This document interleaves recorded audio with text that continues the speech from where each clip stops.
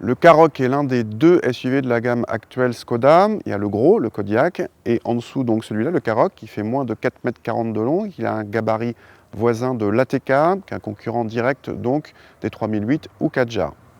La gamme des motorisations du Karoq en termes de diesel part de 116 à 150 chevaux. Ici on essaye le petit, c'est un 1,6 litre TDI, donc 116 chevaux qui est disponible en boîte mécanique ou en boîte DSG à 7 rapports, uniquement en traction.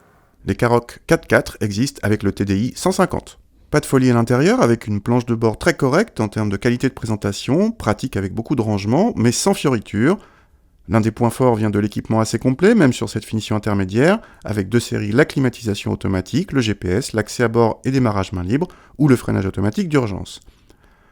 À l'arrière, l'habitabilité permet d'installer deux adultes sans problème, et en option sur cette finition, on trouve deux sièges latéraux coulissants et la possibilité d'enlever le siège central pour une configuration 4 places. Le coffre est tout simplement l'un des plus grands de la catégorie, avec plus de 500 décimètres cubes selon nos mesures, nettement supérieur à la moyenne.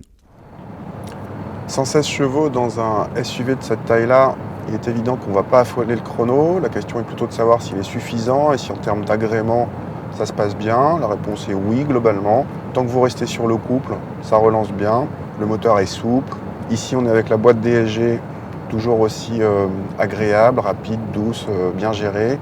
Donc oui, globalement, ça suffit. Ce petit diesel, en fait, il va finalement très bien avec le positionnement de ce Karoq en termes de châssis. Contrairement à l'ATK, qui est lui positionné plutôt dynamique, ce Karoq n'a pas de prétention dynamique. Il est avant tout confortable et sain, tranquille. Ça va très bien avec ce TDI. En consommation, ce Karoq est dans la bonne moyenne de sa catégorie et échappe à tout malus écologique, alors que le même en boîte manuelle rejette quelques grammes de CO2 supplémentaires qui le feront passer dans la catégorie des malusés. Comme évoqué précédemment, l'un des points forts vient du très bon niveau d'équipement dès ce niveau de finition ambition. Le niveau supérieur, appelé style, engendre 3000 € de surcoût et des jantes de 18 pouces qui dégradent légèrement le confort. Autrement dit, il nous paraît peu intéressant, surtout avec cette motorisation tranquille.